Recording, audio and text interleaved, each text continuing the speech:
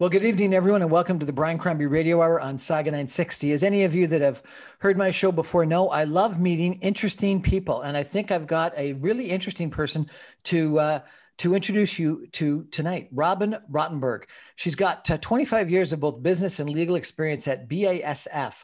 She was a powerhouse advocate, serving as president of a $1 billion business, BASF Canada, and then as Vice President and Chief Communications Officer at BASF Corp, the North American division of BASF SE, a $100+ billion global company. She has proven expertise in strategy development and in leadership, and she's currently an author of a fascinating new book called Pound On, From the Glass Slipper to the Glass Ceiling. Everyone, please meet Robin Rottenberg. How are you, Robin? I'm fine, thank you. Thank you so much for having me today. I really appreciate it. My pleasure. Now, so you're a Toronto native, and you now live in the Franklin Lakes area with your husband Mitch and your Lab Retriever mixed dog Mango. Tell me, where is the Franklin Lakes area?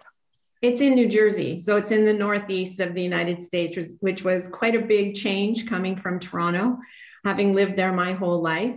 When I got remarried, I asked to be moved. So the company moved me here to do their chief communications officer job for North America. And I've had to get used to a whole different way of doing things here, but I've been here now for about 12 years. So I think I've adjusted. You know, you have to put your feet wherever you are and declare it to be home. So now I have two homes. I have my Toronto home and my New Jersey home. Excellent. And Lab Retriever, I had a Retriever Husky mix. Oh, wow. That must have been a big dog. Big dog. But a Lab Retriever would also be a big dog. No, she's pretty big. She's about 85 pounds, which is about 10 pounds more than she should be. But she's a really sweet dog. She has the characteristics of both breeds. So we've been really lucky. She's a really, really sweet dog. So you now are an author, you're a public speaker, you're a coach offering training sessions. Tell me, how'd you get into all this stuff other than just being a lawyer or a business executive? Well, it's interesting. I started my career actually as a special education teacher. And when I found it really difficult to deal with the bureaucracy and all of the ways that you have to try to get help for the students, I went back to law school, and I fully intended to be a children's rights advocate until I took family law and decided I would rather fight over people's money than over people's children. And I ended up on the commercial side of things. And when my daughter was a baby, I decided to go in-house because it was difficult at the time to juggle the career and the family and to try to make that work. So I went in-house to BASF as their general counsel and took it from there. Every time somebody retired, they gave me their job. So I ended up not just practicing law, but doing all kinds of other different functions and learning different kinds of things, running their pension, doing communications, real estate, insurance, helping with HR, tax, accounting, and it kind of rounded out the experience. And after many years in the corporate world, when I was planning a departure from there, I thought I could take what I've learned and try to help other people, especially other women who are coming up behind me, because I was starting to get asked for a lot of advice over time. And at first, you know, you kind of think, why are people asking me? I don't know why they would have been coming to me. At least that's what I thought at first, until I realized that they wanted different strategies and skills to try to cope with coming up in the corporate world. So I decided to move into more the coaching side. And I also realized that I had, and other women that I'd worked with had, good stories to tell, positive stories to tell to help the women coming up behind us and the men. And my departure from BASF coincided with the Me Too and the Time's Up movements, which were not necessarily positive stories. So the idea behind becoming an author was to put together inspirational and motivational stories for earlier in career or any career level people, mostly women. But I found, interestingly, that a lot of men are interested in this book. So that was how I kind of moved into the writing side. What was it like being president of a $1 billion+ company? It was really interesting to move from being a lawyer where you're giving advice to being the one who took the advice and had to make a decision about it. It was a very big job, and everybody in my family and all my friends said, don't take it, don't do it. You're not going to like it. It's too much responsibility. And as with most other things in my career life, I didn't listen to them. I made my own rules about it and decided that I would make that leap. It was tough. I think that when you take on something that's really different than what you're used to, you have to find a way to make it your own, to learn whatever the craft is, and to build a really strong team around you to help you understand what it is you're dealing with. Because the company wasn't just a billion-dollar entity selling one thing. It was a conglomeration or a conglomerate of many different businesses, many of which I had worked with on the legal side, but I hadn't been running the businesses per se.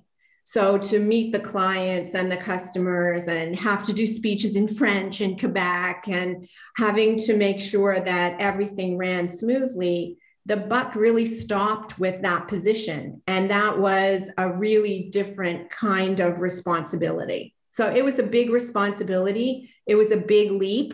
I'm happy that I did it. You just have to kind of dive in sometimes and take whatever the responsibility is and do the best that you can, relying on the expertise around you. And then why give that up and go back into a staff job as head of communications down in the United States? Because it was a much bigger business? They tend to leave you in those jobs, like the president jobs, for 4 or 5 years. And I'd been in it 4 or 5 years when I asked to be moved. One of the things that I learned in the US in a staff job, and communications at that company at BASF is not just a staff job. It's really a strategic business support. And it taught me scale, because in Canada, there were 6 or 7 plants. In the US, there are 100. There were 2,000 or 1,500 employees in Canada. There are 20,000, give or take, in the US, across 50 states that each have their own rules. And the alignment also with Europe, because it's a European-based company, was also much stronger, trying to build a global team and trying to be part of a global piece of the organization was much different. So it was a big challenge. The other thing is that the corporate communications, chief communications officer job had 6 leaders in 10 years, one of them twice. So when I said I was interested, it was time for me to move to something different. I could have taken another president or managing director job somewhere else in the world, maybe England. I speak pretty good French, so maybe France. I could have done something like that. But I got married to an American who's from New York City and wanted something that was in the Northeast that would also be a good next career step and a good career challenge. Oh. I thought that when you mentioned that you wanted to move because of a second marriage, I thought it was because you were trying to escape someone here. It's not. It's because you were...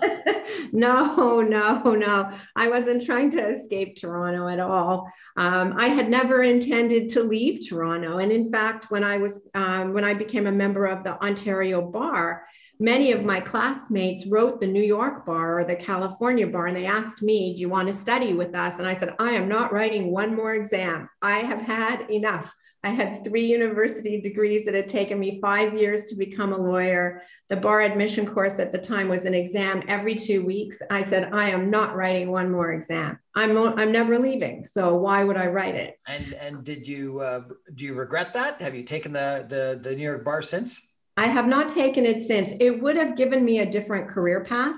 Yeah. I've learned in hindsight that the more you can educate yourself and the more qualifications you can get behind you, the better off you are, whether you're in a company or you're in a law firm or you're in your own business. So I wouldn't say I regret it. I would say that it's a good thing to do if the opportunity presents itself, but you have to do it at the beginning, because it's too difficult to study later, to take that 6 or 8 weeks to study for the bar, to write it later on. It's a little bit hard to do. We're chatting tonight with Robin Rottenberg, who is a powerhouse individual. She's been president BASF Canada, a vice president of BASF Corp North America, and now an author. And we're going to take a break for some messages and come back more and ask her about her book, Pound On, From the Glass Slipper to the Glass Ceiling. Pound On. Sounds intriguing. Let's hear about it in 1 minute.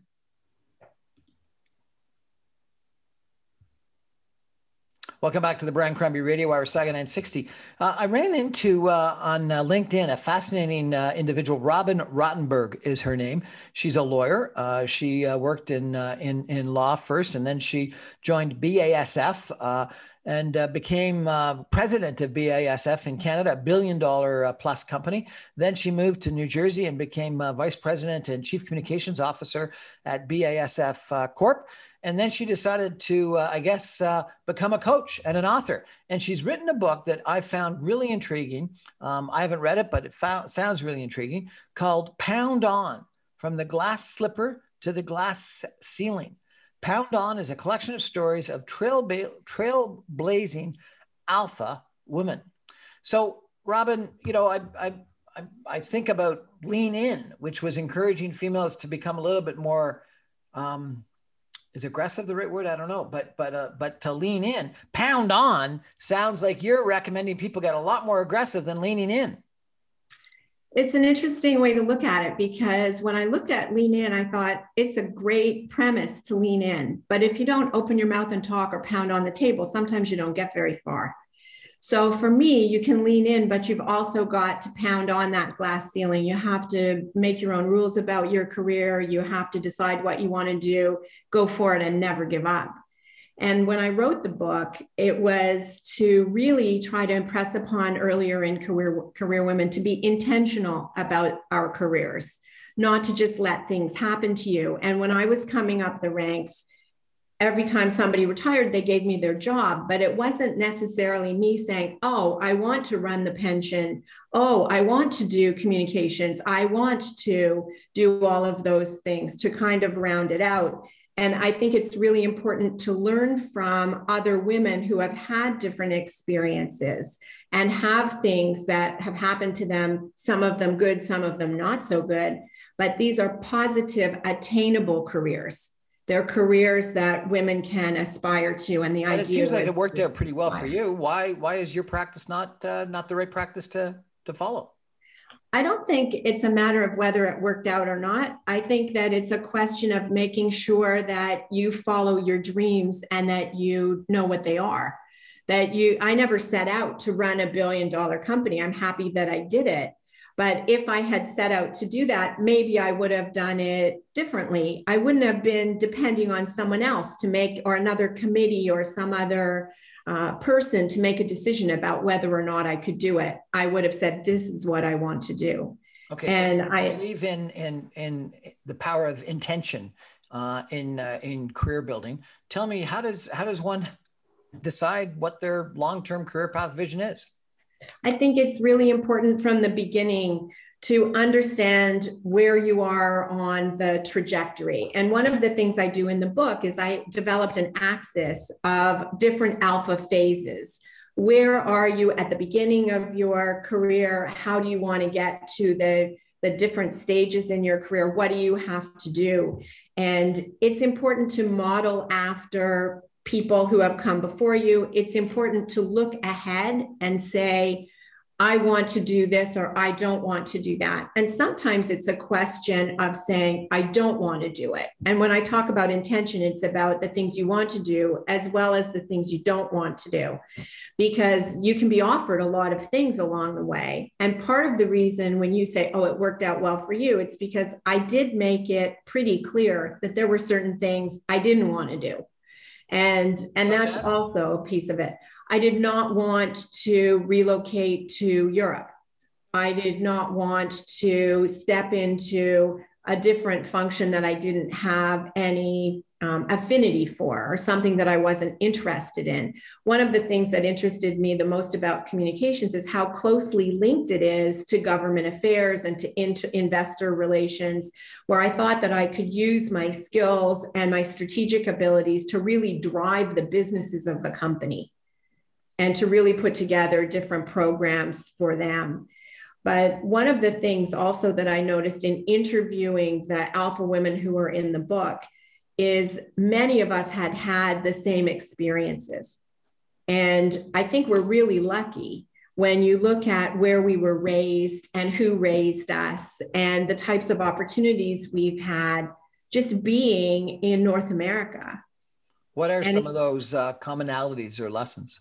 One of the things was that we learned that you don't do anything alone. It really takes a village to get you to where you want to be, to get your family to where you want to be. We had very, very solid female role models in our families.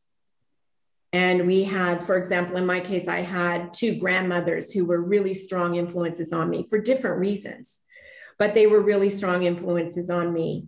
We also had bad experiences, almost all of us, with women not helping us along the way.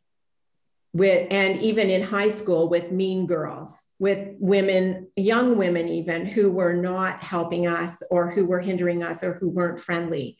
And that was another reason to write the book, was to lend a helping hand, to make sure that once we've ascended, we pull up the women behind us and give them. It's interesting. You're saying it was women that weren't helping you along the way, not people, not men, why is it other women? I was lucky. I had, pardon me? Why is it other women that appear to be the problem? Because we thought, and I'll speak for the other alphas, but I'll also speak for myself. I had thought when I entered the workforce that women would help each other. And it really didn't happen that way. And one of the first law firms that I worked at, there was one woman who happened to be the sole female partner who made it pretty clear that she wasn't going to help any other women in the firm because nobody had helped her. And I found the same thing in the corporate world, that there were women who were in high positions who said, because we had formed some groups to help other women, they said, I don't want to have any involvement in any of that.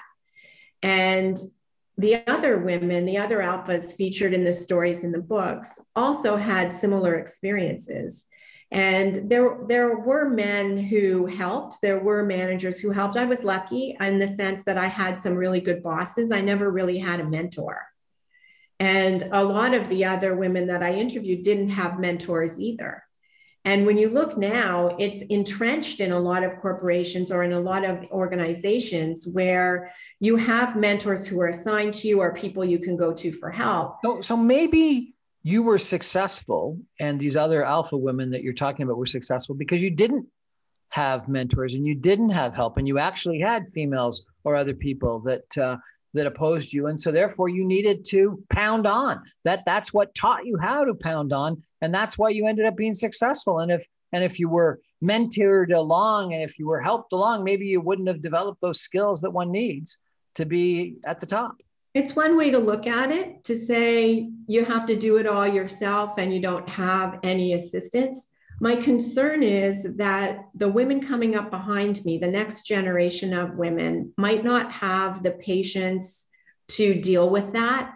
The world is a lot different now with the technologies and with the way that people deal with each other and the way that corporations function. And certainly in light of the pandemic, it's changed again. I don't think there's anything wrong with making the path, I wouldn't say easier, but making the path a little bit smoother for other women so that they don't give up. There are a lot of women, I think, and men, but there are a lot of women who I think give up along the way or don't pursue their dreams necessarily because they don't get that helping hand or because they're disadvantaged within sort of the scope of their careers, especially early on. It can be very, very discouraging. And I think that it's important that we encourage women to drive to their very best selves. And if you look even at the pandemic, what's happened in the pandemic, I think I saw a statistic the other day that more than 13 million women have lost their jobs in the US as a result of the pandemic. It's disproportionately higher than men because of the various responsibilities that they've had to take on. And I just hope that maybe there's something in my book, Pound On, that might be able to help them have the wherewithal to step back in. Okay. And I understand and agree with you, but I just want to challenge you for a second. I've always been fascinated by how many people end up being successful that have had challenges in life. And, you may know the statistic, but there's something like 12 US presidents, 33% of all US presidents lost a father early in life. Malcolm Gladwell wrote a whole section on how people that have tragedy early in life end up being often very successful.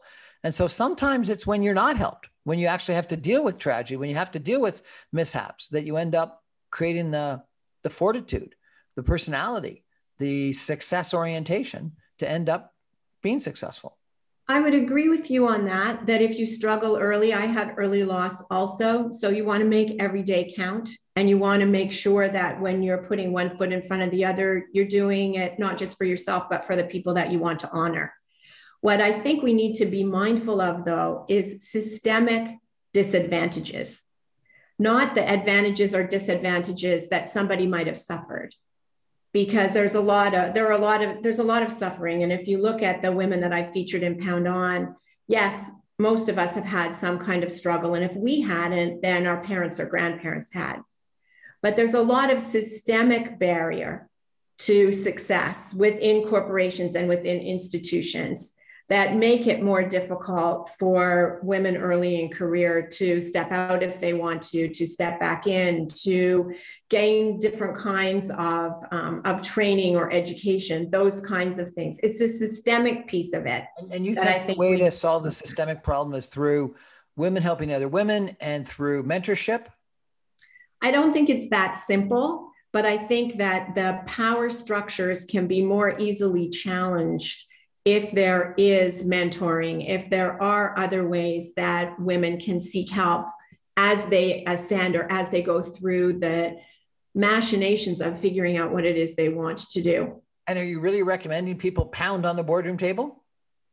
Well, I've seen a lot of pounding on boardroom tables, not always by women, but I think that it's important to pound on the glass ceiling in the sense that if you're not strong about it and we're not determined or intentional about it, things won't change. And they certainly won't change to help open doors for earlier in career women or for women who want to do things a little bit differently. But interestingly, you're not the first person who has said to me, that's really aggressive to say pound on.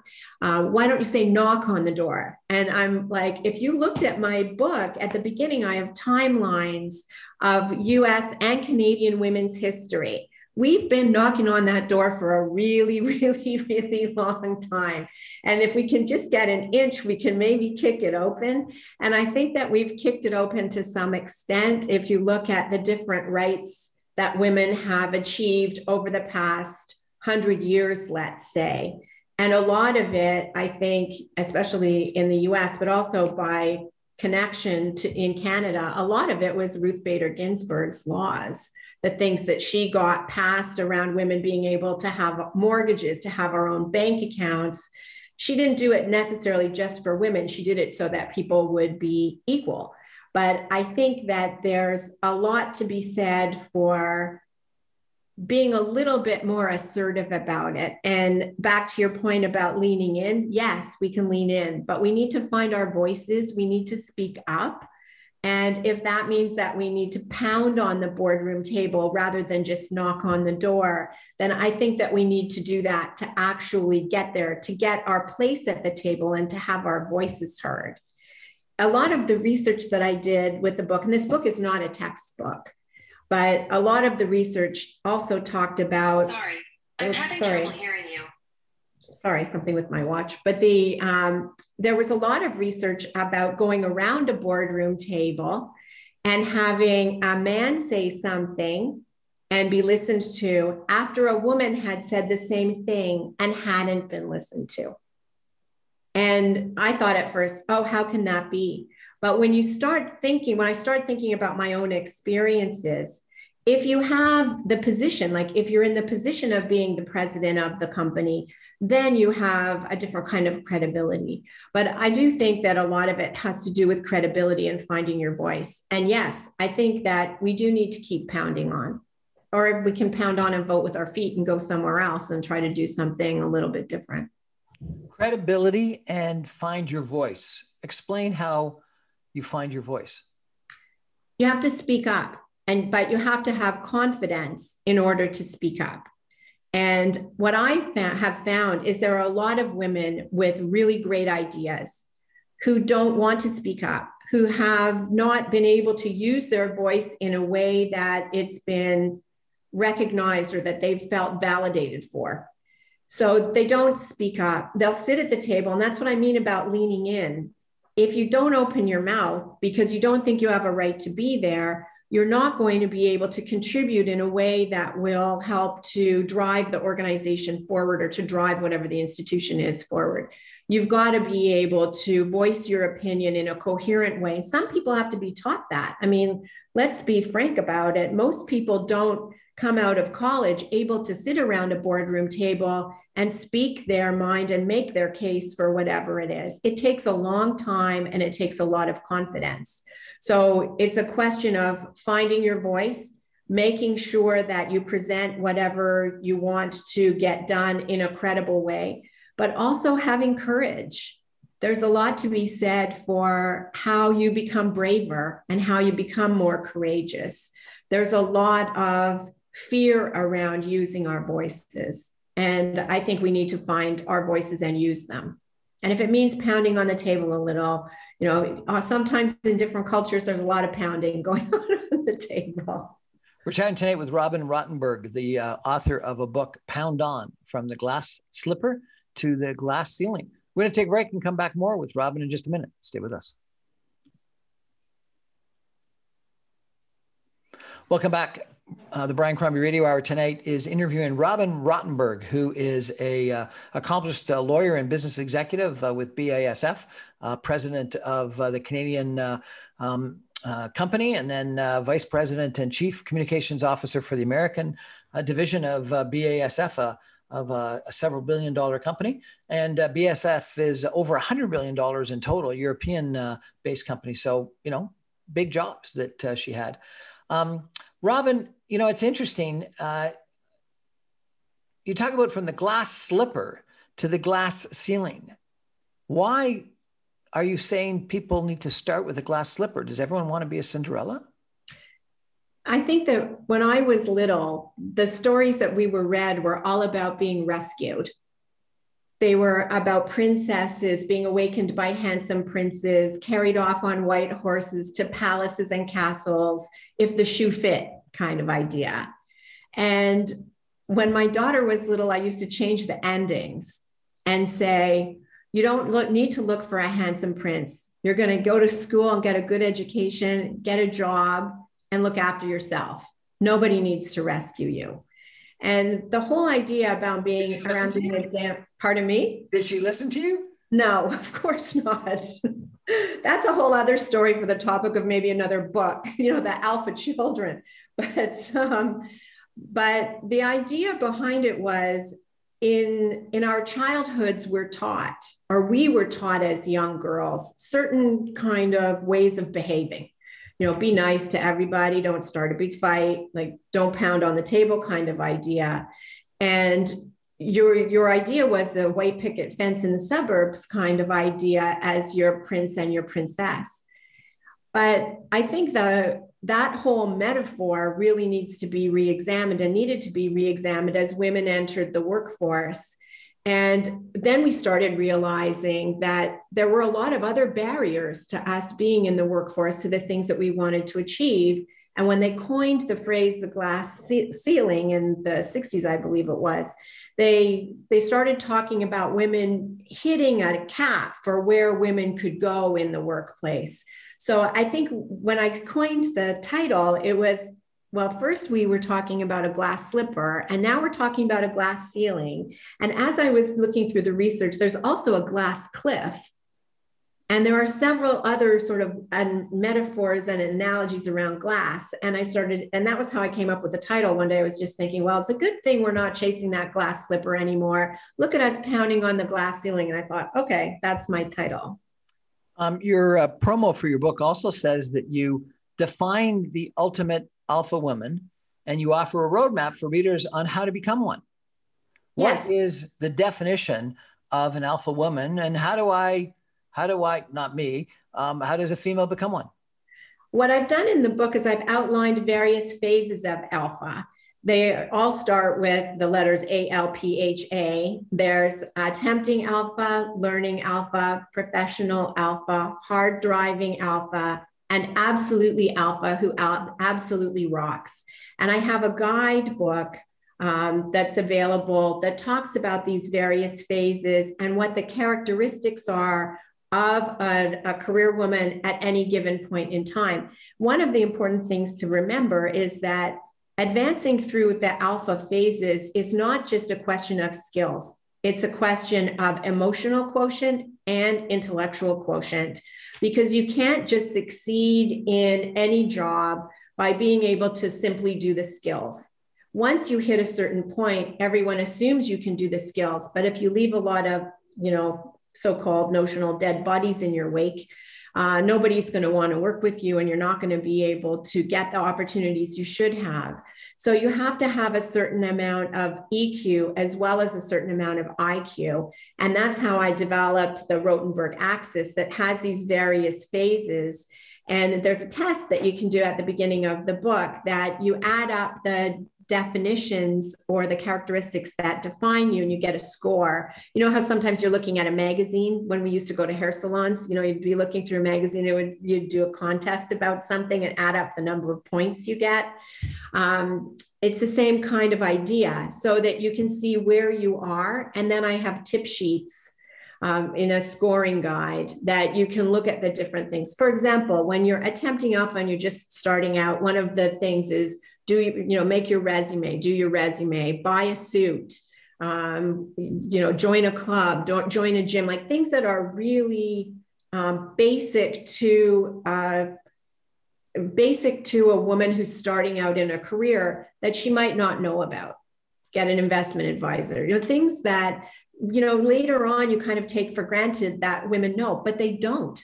When you have earliest in career women coming into your office, they have no idea how to get started. They don't know how to buy a suit or get it. Well, they do, but they might not know that they need it, depending on whatever the job is that they're doing. And if you look at the different tips that are on the tip sheets in the scoring guide, they advance. Start building your network. Join a board as you get more and more advanced, things like that. Okay, so that's good advice for anyone, isn't it? Is it different for a female than it is for a man? I don't think that it is, but I think that it's about intention. It's about having a plan, setting goals for yourself, meeting those goals, and understanding that you've achieved something.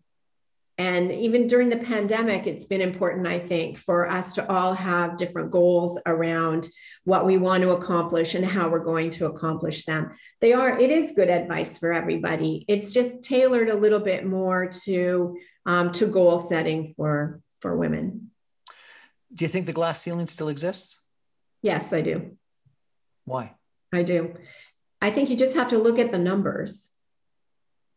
And in the past number of years, if you look statistically, there hasn't been that much movement at the very highest levels of corporations. There's been some, and it's definitely the big issue last year, in addition to COVID, was racism, and people talked about systemic racism.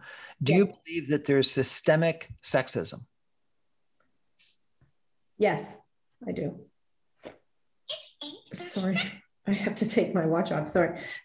I think that there's gender discrimination that may or may not be, people may or may not be aware of it, because the power structures are simply the way that they are. I think that there's been a lot of movement to try to change that. But I do think that women and men are treated differently in workplaces, and they're often treated differently when the slates come up to move people into different jobs. The considerations are different. It's interesting. I went to Harvard Business School, and all the people, male and female, that were accepted into Harvard Business School were pretty alpha. We're pretty pretty A people. And they did some surveys. And they found that on average, not everybody, but on average, females didn't lean in, that they didn't put their hand up, that they didn't participate as much as males did, even when they had the answers, even when they had better qualifications, even when they had the experience. But what was really fascinating is they found out that professors, and even more so female professors, tended to not call on the females as much. And so therefore, the professors had to be taught to accept the leaning in or prompt the leaning in. And they were trained to call on females, to look for those females more often, to ask them to participate in class. And just, for whatever it's worth, Harvard Business School, 50% of your mark was class participation. So getting in, talking, pounding on in class was pretty critical. So What do you think of that? That suggests that there's systematic sexism even in Harvard Business School and even amongst female professors. It's interesting because I'm not really surprised by it. I did a lot of research for this book, even though, as I said to you, it's not a textbook. It's not, there's a chapter on concepts where I talk about those kinds of things. But I've seen it and I've lived it. And in fact, there was a time when they used to send the executives to training programs that lasted 4 or 5 days where they'd do, 8 hours of psychological testing before you went. And they would, they'd try to work on the things that you needed to work on. They put me in a group. There were 12 of us. I was the only woman. And the others were 11 BASF at the time, men. And they put us in groups, and it's like, sort of being a mouse in a cage. They analyze how you interact. And what they said to me was, you let other people talk first. But I mean, I didn't have a choice because we sat down and the alpha men started talking right away and pounding on the desk and all the things they wanted to do. And with the way that I was raised, I just sort of sat and watched. And then I would speak up when I felt that I had something to say. And they told me just exactly what you're saying. You have much more to say than you're saying. You know exactly what you want to say and how to bring it across. Don't wait. So I made a rule for myself that within any meeting I was ever in, within the first 10 minutes, I would say something, so that my opinion was out there, so that it was clear that I was going to be participating, and that whether or not my ideas were accepted, that I had my voice. I found my voice, because it can be very intimidating when men are speaking a lot and speaking very loudly, and then you're expected to say something, and you want to say something meaningful. You don't just want to talk to hear yourself say something. You want to say something meaningful. But it doesn't surprise me that even in those environments, the professors, even the female professors, have to be reminded to call on the women, because they can run the class without us. There's enough being said, but the diversity of thought and the diversity of opinion isn't there if you don't call on everybody in the room and all of the people who are different in the room. So you mentioned the pandemic, and you mentioned glass cliff. One of the ideas I understand about glass cliff is there's a tendency to put females in charge in tough times. Why? So they'll fail, or because there's a greater propensity for them to fall off the cliff? It's an interesting concept, and one that, frankly, when I was reading about it, made me really mad, because what they do is they'll give women an opportunity when things are really bad, because they figure, well, what do we have to lose anyway? We can put her in. That's the kind of idea. Is, well, it's really bad, so if it really flops, it doesn't really matter, but then we've given her a chance. The problem is that when they put a woman in and there's a glass cliff and she falls off the cliff, the chances of them giving another woman a bona fide chance become reduced. So it's not just her, the one who's destined to fail, that suffers. It's the decision-making body's decisions after that that may adversely affect all women or women in that organization. And you see it all the time, not just with the pandemic, but I've seen it a lot where things are in tough shape. I mean, even look at when they gave me the corporate communications job, they'd had 6 men in the job before me in 10 years, one of them twice, who came and went and came and went. And nobody expected me to succeed, including the whole team. There were, 35 or 40 people on the team in the office and a couple hundred spread across North America. They figured I'd be gone in 6 months too. Michelle, a communications professional, said about your book, "Tips and guidance I plan to apply immediately. I'd like to rip a few pages out and hang them in my office to keep me going. Whether you're just beginning your career or already well on your way, you'll find a sense of community with the alphas." What are some of the tips on those pages? A lot of them have to do with how you approach different things. And in each chapter, I asked the alphas to outline things, advice that they would give to earlier in career women or to other women around finding their voice, around being intentional about their careers, about trying to train yourself or retrain yourself, all kinds of different tips for how to deal with tough situations at work, difficult conversations. But everyone had different advice because most of us had different experiences and different careers. A lot of the advice also had to do with building networks, how to build a network and how to keep your network. And how do you build a network? Really, well, you have to put yourself out there. You have to find your voice. And when I came to the US, I had no network. I had come out of a pretty well-established network in Toronto, both on the legal side and on the business side. And when I came here, I had nobody. So I had the people at work, but I didn't have anybody outside of work. So I started contacting people. Can I meet you? At the time, you could meet for lunch, you could meet for coffee. You could get to know people in similar jobs. I joined groups. I was specific and intentional about where I went. I went to different groups that had dinners, especially smaller ones. I joined a couple of nonprofit boards to get to know people too, mostly children's charities, because I have a passion for children's charities. Did it help? It did help. It did help, but it takes a lot of time and a lot of effort. And you have to devote yourself to building that network and to making sure that as people do something for you, you do something for them too. So you have to make sure that it's a bit of a give and take. Reciprocity. Yes. I think the other thing about networks is that you've got to build it before you need it. And if you wait till you're out of work and that's the first time you call your old friend to say, "Can you help me find a new job?" It's too late. You gotta cultivate that relationship, that network beforehand. Yes, and we need people. I need people. I never wanted to just be around the people I worked with, either because they were working for me or because they had different goals within the organization. I wanted to have a community that wasn't completely dependent on my job. And for that, you need a network outside. We're chatting tonight with Rottenberg, a author of a book, Pound On, From the Glass Slipper to the Glass Ceiling. We're going to take a break and come back with some concluding comments in just a minute. Stay with us.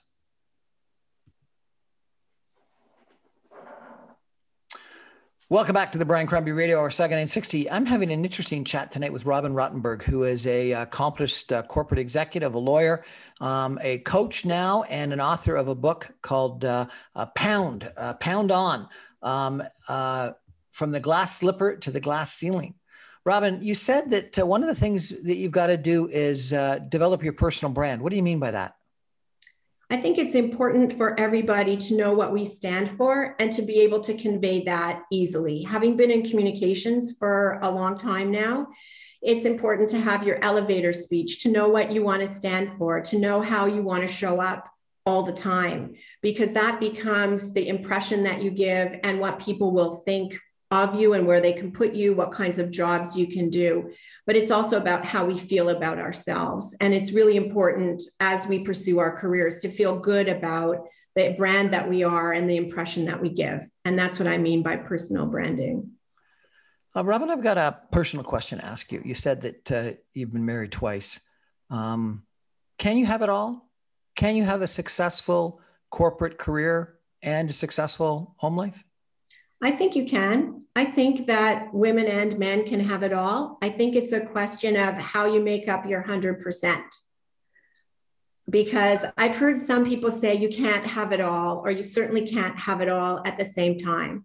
I think you can, but you may have 75% being your family and 25% being your career. Or you may have it the other way around, depending on what's going on in your life. I've always managed to build my career in a way that suited my family. And I think that that's a really important thing. I've been able to, I think, have it all. It hasn't been easy. It's been a lot of work, a lot of different trials and tribulations every day. I don't look back and say, as some people do, how did you do it? I sometimes wonder why I did it, but I don't really think about how. I just put one foot in front of the other and got help where I needed it. And yes, I think you can have it all. You mentioned earlier the Me Too movement. Is that needed? I think that it's needed. I think that it's also incredibly disappointing that it's needed. I think it's incredibly disappointing how women have been treated over the course of time, and some men too, and just what that movement has taken to get started and the people that it's taken down. It's shocking. I've been shocked by it, but I think it's important. Have you had personal experience with that issue? Well, there are a lot of things that aren't in my book, but yes, over the course of time I have, but I don't really want to get into the details. Okay. I understand you're also an author of children's books. Yes. When I was writing Pound On, I thought that since I was stuck in the house for a long time, I thought that over the past year that I could do some other things as well. And I've written a series of children's books. The first one is about a little boy who finds a glass slipper in a field of purple roses, but the slipper doesn't fit him. And the message, and in all the books, there's a message. The message is one of acceptance, that it's okay not to fit into a particular shoe, to fit into the world. And but if a boy found a glass slipper, wouldn't he be looking for the princess? Well, he was looking to see if it fit him. He was looking to see if it fit any of his friends, and it didn't fit anybody. But in the end, he decided he would just choose his own shoes. Your book sounds fascinating. I'd love to read it. Where can one get it? It's on Amazon. It's also on my website, which is www.alphawomenrock.com. Alpha Women Rock. What a great website. We're chatting tonight with Robin Rottenberg, who is the author of Pound On, From the Glass Slipper to the Glass Ceiling. She has had a very successful business career. She thinks that to be successful in careers, we need to have intention. We need to know where we're going and how we're going to get there. We need to have mentors. We need to do smart things like get the right suit. We need to network. We need to pound on and speak up and lean in and have authenticity and find our voice. That's a pretty good summary, isn't it? Yes, it is. That's great. Thank you very much. Robin Rottenberg, thank you so much. And pound on. Thank you very much for having me. And yes, pound on. That's our show for tonight, everyone. Thanks for joining us. I'm here every Monday through Friday at 7 o'clock on 960 AM or streamed online on saga960am.ca or all my websites, all my podcasts and videocasts are on my website, briancrombie.com. Pound on, everybody.